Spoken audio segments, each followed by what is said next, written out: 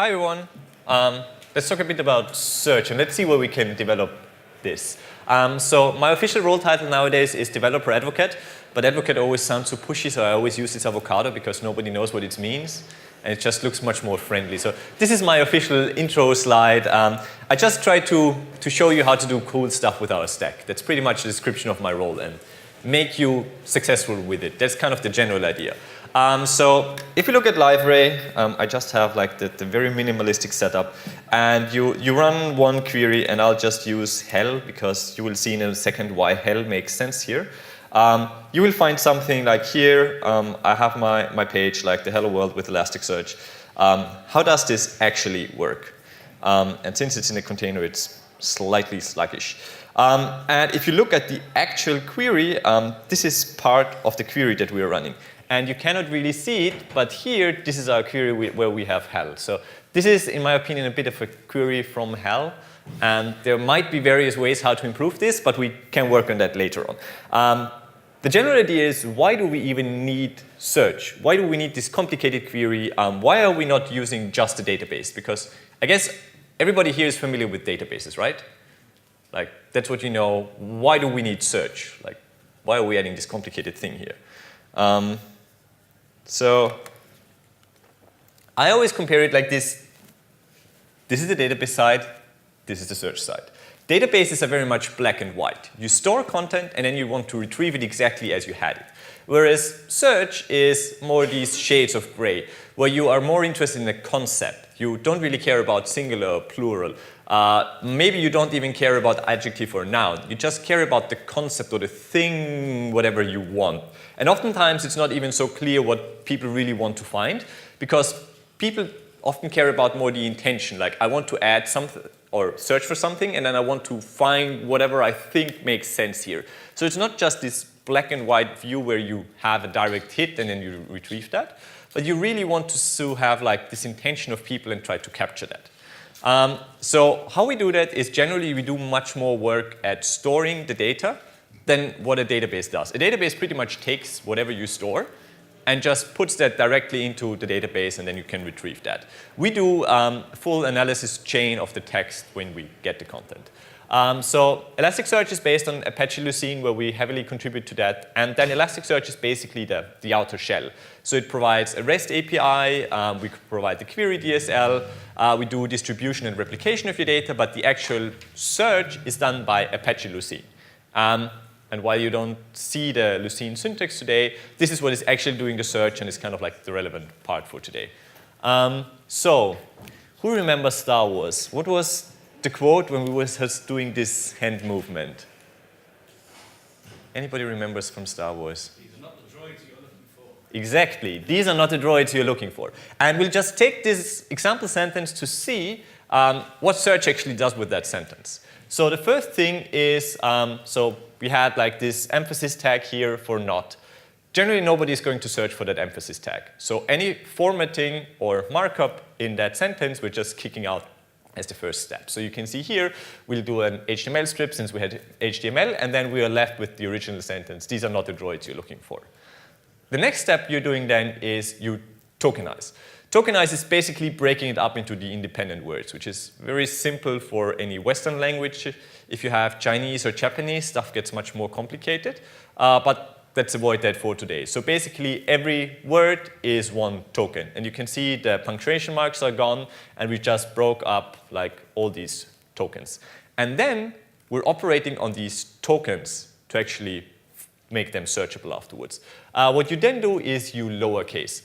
It doesn't always make sense, but in most cases, you don't care about upper or lowercase. Or for example, when I search on Google, I don't upper and lowercase properly. I just type in lowercase what I'm searching for because I don't really care about upper and lowercase. Sometimes it might make sense to keep the difference. So as a lowercase us or an uppercase US might be different concepts, so it might sometimes make a difference. But for a lot of use cases, it doesn't really. So here I'm just lowercasing everything. We still have all the tokens. The next step that we do is we remove the so-called stop words. Stop words are very common words that appear in nearly every sentence. So we just kick them out because you would find almost everything you would have a very large search index and you would not find anything relevant. So from these are not the droids you're looking for, the relevant tokens, and in these examples, these are kind of like very few are remaining, is droids you looking. These are the not stop words tokens basically in your sentence. So these are not those would all be stop words. And there you can also already see one important part about search. It's not natural language processing. The not, which makes a big difference, is a stop word and has been removed. So we don't know if there are droids or if there are not droids, but search doesn't really care about that. Search generally operates on these tokens. It doesn't do natural language processing, so it doesn't understand your sentence. It's just very efficient afterwards because it works on all these tokens. And these are the tokens that remain. So droids, you, looking, those are the 3 tokens that remain in that sentence. And then we have a step where we do the stemming. And you can see from droids, you, looking, we basically stemmed that down to the word root, where we don't care about singular or plural. We don't care if it is look, looks, looking, because you care about the concept to look. So we basically stem it down to the word root, and then you have droid, you, look. So these are the 3 actual tokens that we would store in the background and which we would search on them. So this is the analysis pipeline. We can do that live, by the way, just to give you a quick idea how this looks like. So this is Kibana. This just makes, these are basically REST calls. So here you can see I'm running the current version. Doesn't really matter. If I throw something against this underscore analyze endpoint and I tell it this is English, it will just take the sentence that we have seen before and will run this analysis for me. So you can see from these are not the droids you're looking for, droid, you, look, those are the ones that remain. We also extract some other information, so we know the position. The position comes in handy if you search for a phrase. So it's a weird phrase, but if you search for droid you could look for, give me all the documents that contain droid and you, and one is followed by the other. So that position makes it very efficient afterwards to search for phrases. The other thing that we do is that we have a start and an end offset. That is very helpful if you want to highlight the hit. So if you have a very long text body and you want to highlight this was the thing that actually matched, we don't have to parse your entire document again. We just know this start and end offset, and basically we can put markers at those positions then. So that is also very efficient. You can customize this entire pipeline. So here, for example, I have the same thing with my emphasis tag. And here, basically, I say, OK, first off, kick out the emphasis. Then use the standard tokenizer to break up into the independent tokens. Then lowercase everything, remove the stop words, and then do the stemming with the snowball stemmer. You can leave out phases or change phases or replace them with something else. But here you can totally define how your sentence should be analyzed and then stored. By the way, we're still just analyzing. We're not storing anything yet. We're just looking at what would happen if we would store that in Elasticsearch. And this is basically the look behind the scenes here. OK, we've seen those. Just to illustrate, like stop words, there are not that many stop words. This is the entire list of stop words, and there are 33, 35, I always forget. They are not that many. It was just basically a coincidence that in our first sentence, we had so many stop words. It is very well hidden in our source code, but yeah, these are the predefined stop words. Should you always use stop words? Who says yes? Who says no? Yeah, the answer is always it depends. For example, it really depends on what kind of data you have. If you have this phrase, every single word is a stop word. So if you try to search for literature, it might not always make sense to remove all the stop words because you would never find to be or not to be anymore. We do support a lot of languages because there are like stop words and stemming are obviously language dependent. If you try to use the English rules for a German sentence, they just don't match, and you pretty much keep the original, and you don't make much progress. So we do support a lot of languages. We also have like more or complicated languages that you can add on demand because, well, either the download would be bigger or we would just need a lot of memory to load that. For example, if you have Japanese or more Asian languages or Polish, which is also a very complicated language, you could add those on demand. From the community, we have languages like Hebrew and Vietnamese and other things to analyze as well.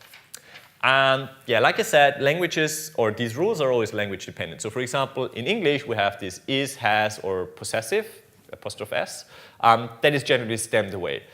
In French, we could have the article in the beginning, and that would be stemmed away. And you can see here the accent, not in every case for French, but in this case, the accent is removed.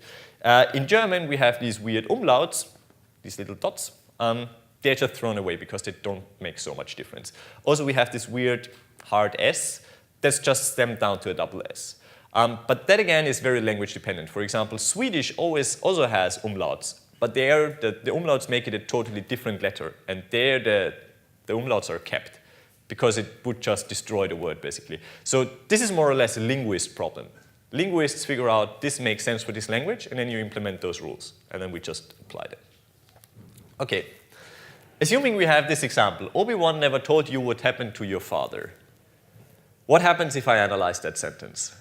Which are the tokens that remain? Any guesses? So we get Obi-Wan never told you what happened your father. So in this example, we don't have that many stop words, but that's kind of a pure coincidence. And you can see, by the way, with the standard analyzer, that dash is just removed and we have two independent tokens afterwards. Could be changed if you used another tokenizer to do that. Okay, no, I am your father. What remains here? Yeah, I am your father. So this is what remains in this sentence, because no is the only stop word in that list.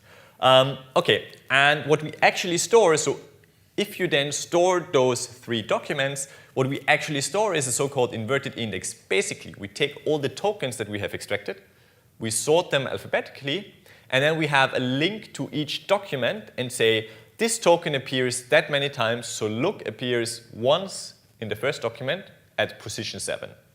And I appears once in the third document in the first position. It starts indexing at 0, all the stop words are removed. Here you can also see you can very efficiently search for one token because basically you just go through that list alphabetically and say, okay, I want to search for Obi. And then you have a linked list which basically points to, okay, this is in this document. And you could and or connect them if you search for Obi or told or whatever.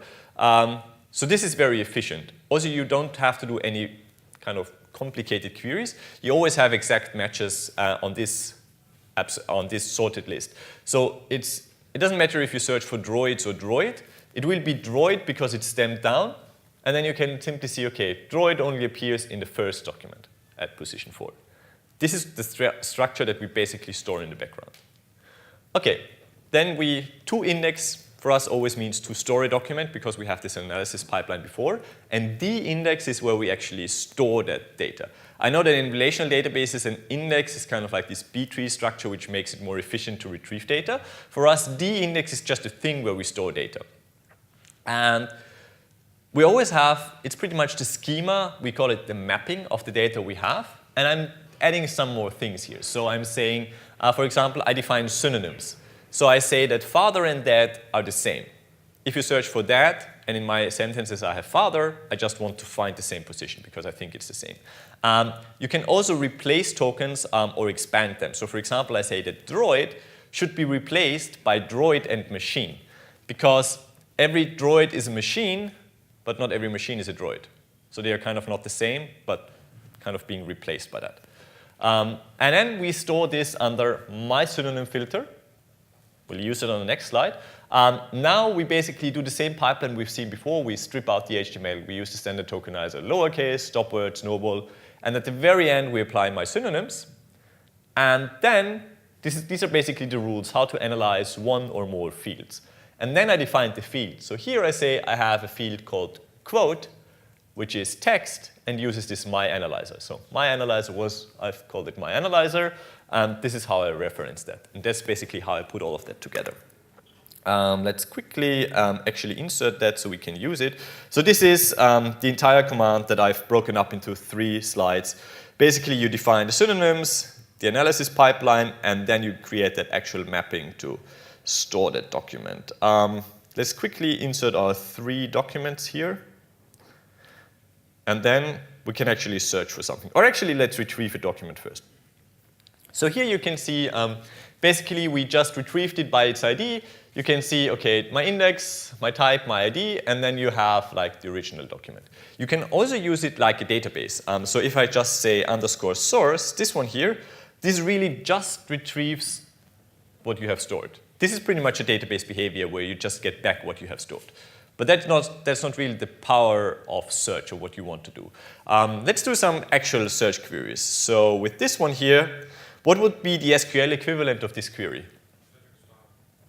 Yes, it's basically select star from Star Wars, no where condition. So how many documents should that find? 3. We have inserted those 3 documents that we have discussed. These are not the droids, Obi-Wan never told you, and no, I am your father. Now, if I search for droid here, will this find anything? Yes, it will find the droids. Why will it find the droids? We have stemmed it down, so the singular and the plural doesn't make much difference.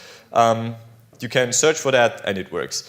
You can, by the way, if you search for the plural here, the search query always runs through the same pipeline. So basically, it will be stemmed, stopwords will be removed, so that it actually matches what you have stored. That also implies that you cannot change that analysis at runtime anymore. Because once you started inserting documents, they have been analyzed in a certain way. And if you would change that on the fly, newer and older documents wouldn't match up anymore. So that's why you cannot change that analysis on the fly anymore. You would basically need to replay all the documents with the new analysis. OK. Next query, I want to search for dad.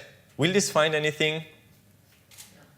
Yes, this will actually hit my synonym, so you can see, no, I am your father, and Obi-Wan never told you what happened to your father. Here the synonym is just at work, and you don't need to care. What happens if I do this? The same, because, well, stemming just kicks out the S. English is a very nice language for stemming because the rules are pretty simple. For example, Russian or Polish are much more complicated because they have so many flexions. And there, these rules are much more complicated and don't work that well. But English, for most cases, is relatively simple, so you can just do that. You can, by the way, also have yourself explained why something is found or not found. So basically, I want to say for this document with the ID 0, I run or I use the same query. And I want to have explained why it found something or why it didn't find something. So here, if I run explain on the document 0, you don't get anything. If I change that to 1, will I get the same result? No, you won't, because there was no document 0, which was slightly tricky. So this basically tells me there was no document 0. Document 1 was, these are not the droids you're looking for. There is no father in there, so you don't have a matching term. But document 2 has father, and here it will actually tell you what it has found and why it has found something. This value here is basically the quality. How well does my document match my search query? We'll get into how we actually calculate that in a few moments. What happens if I search for machine? Will I find something? Yes, because every droid is a machine, but not the other way around. We also have stuff like phrase search. So you can search for I am your father, and it will make sure that all the tokens I have in my search query here are in my document as well, and also in the right order. So that will find no, I am your father. Will I find something if I search for this one here? And I have added this slop. The slop basically means there can be something in between. If I would search for your father here, I wouldn't find anything because the positions are not correct. But if I added that slop, so here I don't find anything. If I add that slop, it will find some. Sorry, I will need to restructure my my query here. Let's quickly do that. Quote slop. If you do that. Very clear. Yeah, thank you. query quote. Yeah, the other way around. That's why you should never leave your tested path. Here, basically, we've said that slop tells it you can add one, or there can be something missing from my phrase. If I run this query here, will I find anything? Yes, no, maybe. Yes. But I said that everything from the query that I'm searching for needs to be in my document. But the stop word will be removed. Yes, exactly. This only works because not is a stop word. And then the slop kind of fixes it up. But if you said, for example, I am your loving father, this will not find anything, because then you have loving and loving doesn't appear. But the stop word is kind of the trick because it's being removed, that's why it finds something. We also have fun features like fuzziness. So if I don't know how to spell obi-wan, and I spell it fun, auto fuzziness basically says you can have so-called edits, or it's basically a Levenstein distance. So there can be one letter different, missing, or too much if you had a fuzziness of 1. If you put it to auto, it basically depends on how long your query term is. It will set the fuzziness to either 0, 1, or 2. So here, this will find obi-wan because, well, we have that fuzziness. If I search for obi-wan, where I misspell both of them, and I set the fuzziness of 1, will I find something or not? And if yes, why? Yes. So this is something you just need to know. The fuzziness is on a per token level. So since I have 2 independent tokens, I have a fuzziness of 1 each, and then you still find obi-wan. But this is something you just need to know. Okay. Speaking of fuzziness, by the way, fuzziness has a fun story. We used to do it with a brute force approach, where we just calculated all the possible combinations. And then there is basically, you can do it in a more clever way, which is a so-called Levenstein automaton, which looks something like this. So for example, if you search for food, every horizontal step is basically a letter that matches. And every step up is basically one of the wildcards. So here we are searching for food with 2 edits. And we're basically trying to find the path through that network of possible combinations that we have set. And this is how we calculate it now. And this is why it's much faster than the brute force approach. You could do that with a relational database as well, but you can imagine how much fun that would be. Also, like queries like that, where you have a wildcard in the beginning, are normally not very performant because they cannot use an index. So don't try to do that. It won't be very much fun. Okay. One thing that we have seen is that score, which is basically the quality, how well does my document match that query. So the thing behind this is called term frequency, inverse document frequency, TF-IDF, if you search for one term.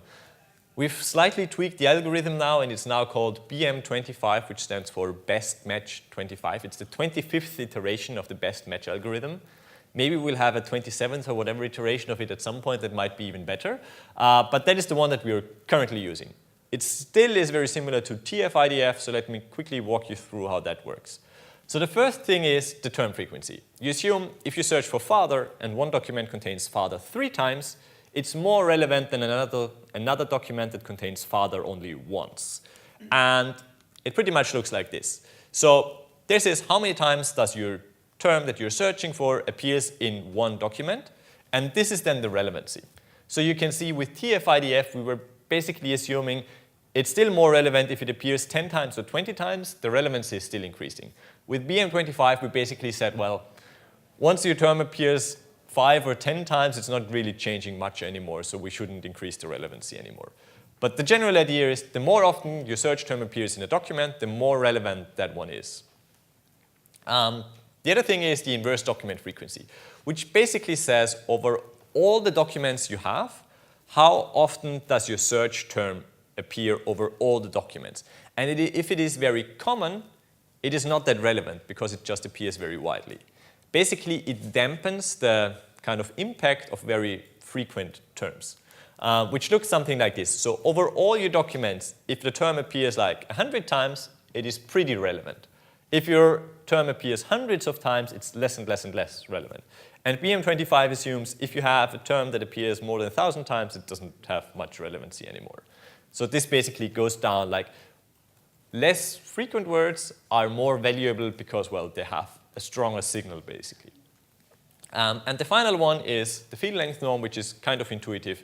If you have a short field and you find your search term there, it's more relevant than if it's a very long one, which makes sense. Like if you have a title that has like 5 tokens and your term appears there, it's more relevant than if it's a long text body and it has 1,000 tokens and your search term appears there.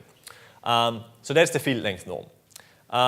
You can actually have that explained. So if you run explain true on this query here, Elasticsearch can show you this is how we actually calculated all of these steps. So it tells you this is the part, the inverse document frequency, this is how I calculated this. The norm, how long the whole thing is, has this value. So this is basically all the steps, however we end up at that 0.4 whatever relevancy. So I'm searching for father. I am your father has this relevancy. Obi-Wan never told you what happened to your father has this relevancy. What is the difference between the two? It's just the length, because the term frequency is the same. Both contain father once. The inverse document frequency is also the same because, well, we're just looking at the term father. The only thing is this one is slightly shorter because it only has 4 tokens and this has more than 4 tokens. But you can see the difference in relevancy is rather small. But this is why the first one is more relevant than the other one. All of this was relevant if you were searching for one term. What happens if you search for multiple terms? Especially if you search for multiple terms and the ideal document obviously contains all your terms. But what if some documents contain, for example, if you search for 3 terms and some documents contain 2 of those terms and other documents contain 2 other terms? Which ones are more relevant? How do you kind of score them one against each other? We have a very fancy model called the vector space model, how to do that. So let's assume we're having 2 terms, your father. And we'll just draw that out. The nice thing about 2 terms is it's 2-dimensional. If you had 3 terms, it would be 3-dimensional, and, well, it goes n-dimensional. So we say, like, your is very common, so I give it a rather low relevancy of 1. Father is much more relevant, also makes sense for the movie. I give it a higher relevancy of 5. The perfect document would contain your and father. This is basically this vector here. And then the question is, if a document contains just your or just father, which one is more relevant? And then basically you draw out their vectors, and then you calculate this angle. The smaller the angle is, the more relevant it is. So here, your father would be the perfect one. Father would be kind of like the next most relevant document than just containing father, and your documents just containing your would be the least relevant in that regard. That's how you could compare them. We also have a so-called coordination factor where we basically reward you if you have more terms. So it's just not adding up the score of each one of them, but we will have this, if you have 3 terms, you basically have either 1/3, 2/3, or 3/3 of the terms, and then we would just multiply that out. So we will reward documents that have more of your terms. You can also put all of that together. This is the formula. We've seen all the parts now. This is just what Elasticsearch is calculating for you in the background. So you see term frequency, inverse document frequency. You can boost specific scores of fields. You have the length of everything. You have this coordination factor and the query norm.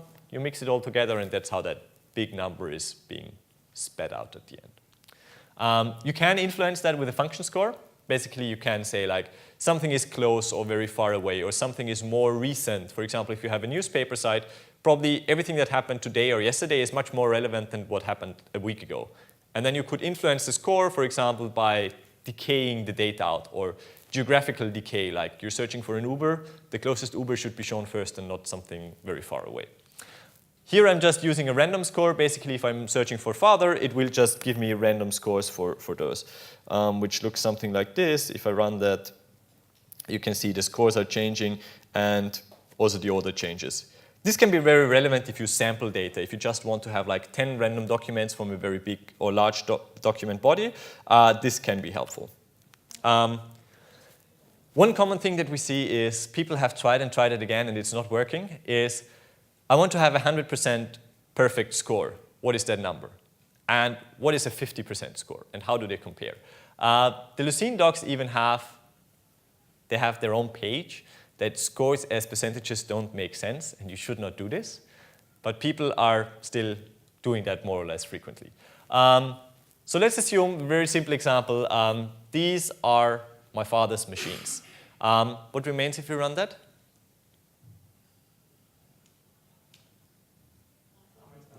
My father machine. So my father, dad, here you can see the synonym at work. It even says synonym, machine. And the E is even stamped away. So this is what would remain in that example here. So let's assume we insert that these are my father's machines, and then I search my father machine. This would be kind of like the perfect match, right? Because everything, like my document contains 3 tokens, and my search query contains exactly the same 3 tokens. So this should be 100%, right? If you run that, you can see this document here now has a score of 2.9, whatever, and this one 0.8. So we could say this is 100%, right? Okay, what happens? Yeah, this is 100%. What happens if I delete that document and run that query again? Now I have 1.2, so basically is that now a 43% match, or is that the new 100%? And the next problem is, this might be slightly constructed, but let's assume we say these droids are my father's machines. So you can see we have droid and machine is that duplicate, and father is also duplicate. So the score here should be higher. If I run that query, suddenly you have 3 point something, and now you would have a 103% match. So the score is only relevant within one query, and you cannot translate it to percentages. It just doesn't work like that. Yeah, don't do that. By the way, often people ask, like, what is the performance? Whenever somebody publishes performance benchmarks, this is what they do. So you have similar conditions, and one system is much better than the other one. Yeah, whenever somebody publishes that, think about this. And then there's always people like, oh, I have this huge use case where I have 1 million documents. And for us, 1 million is kind of like breakfast. It's just a nice use case where you get started. So if you have 1 million documents, that's nice, but you shouldn't have any major performance issues. Maybe if you run bad queries, yes, but if you run the right queries, you shouldn't have issues for that. So to wrap up, we've seen how to store data. We have ran some queries and looked at scoring. There are much more complicated things that we can do, but, well, not in 45 minutes, unfortunately. But I will publish my slides. It contains more queries. You can play around with that. All the queries and all the results are in the slides, so you can just see stuff and try it out. By the way, we have this entire stack where you can also throw in like business values. This was one of our online shops that we have constructed where you can see how do people rank our products, which products are most loved, which terms appear, so you have like this full analysis around it as well. And with that, we're done. Before you run off, I normally take a picture so I can prove to my colleagues that I've been working. Because they don't know where I am. And I'm generally working from home. Smile, everybody. Yeah, wave, wave. Thank you. I guess we have time for one question. Any questions? Otherwise, I'm also around for the rest of the day, so if you have anything, just come to me. We have some stickers up here, if you want stickers, for your kids, sleeping co-workers, whatever. Any final questions? Okay, yeah. So when we're doing a search on a document that has a number of different elements, like the title and the body, is there a way of weighting certain things? Like I want to see, if I'm doing a search term, I want to really prioritize stuff in the title before in the body. Yes, you can totally do that. We call it boosting. Basically, you say you do a multi-search, you define all the fields, and then you do this array thing to boost the field. So you would have a list of fields. Let me see if I have an example. I should have an example further down here. Yes, here, for example, here we are searching over these different fields, and this one is 5 times as relevant as the other fields. You could also make it, so 1 is the default. You could also make a field less relevant, so you can say 0.5. You could even penalize if you say this should not appear in this field and then make it negative. So generally, that's what you do. So here, we're using a so-called multi-match. We're searching for you. We're searching over all these fields. And here, we're with the, that's how to make that one field 5 times as relevant as the other ones. So that should be easy. OK, I'm happy to hand over to Milan now. Thanks a lot.